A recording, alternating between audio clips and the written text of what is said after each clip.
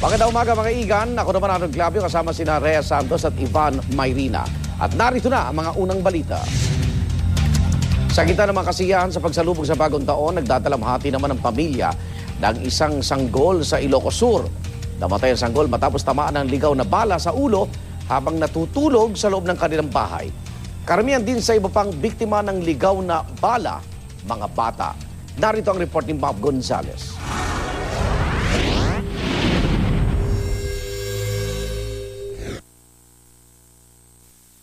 Minsan maski ang iba yung pag-iingat, hindi ka maililigtas sa mga pangalib na sa kasamaang palad ay naging bahagi na ng pagsalubong sa bagong taon. Sa kabila ng paulit-ulit na paalala, may matitigas pa rin ang ulong nagpapaputok ng baril. Sa barangay ng Mayor sa Kawayan, Ilocos Sur, nauwi sa pagdadalamhati ang pagsalubong ng pamilya Llaga sa bagong taon. Tinamaan kasi ng ligaw na bala sa ulo ang 3 buwang sanggol na si Von Alexander. Natutulog ang sanggol kasama ang ama niya nang marinig lang daw nilang umiiyak ito. Duguan na ang kanyang ulo.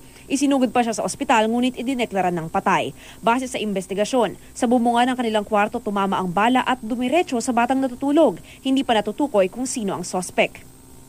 Kritikal naman ang 2 taong gulang na batang lalaki sa San Nicolas, Ilocos Norte matapos ding tamaan ng ligaw na bala sa ulo. Ayon sa ama ng biktimang si Raos Angelo Corpus, nakahiga ang anak nila sa sala. Nagpunta lang daw siya sa banyo at pagbalik, nakita ng duguan ng anak. Kasalukuyan pa rin inoobserbahan ng biktima sa ospital dahil naiwan umano ang bala sa ulo niya.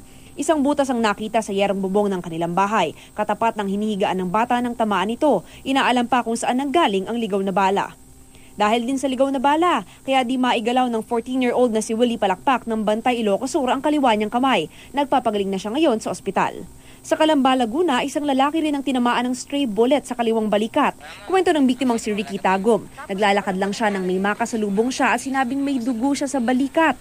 Pagdating sa ospital, kinumpirma ng doktor na bala nga ang tumama sa kanya base sa x-ray results. Patuloy na ginagamot sa South Cotabato Provincial Hospital ang isang batang lalaki nang tamaan din ng ligaw na bala sa kaliwang braso. Ayon sa ina ng biktimang si Wilson Fulgencio III, 9 na taong gulang, nagsasampay lang ang bata ng damit sa labas ng kanilang bahay. Bigla na lang daw itong sumigaw dahil tinamaan na pala ng ligaw na bala.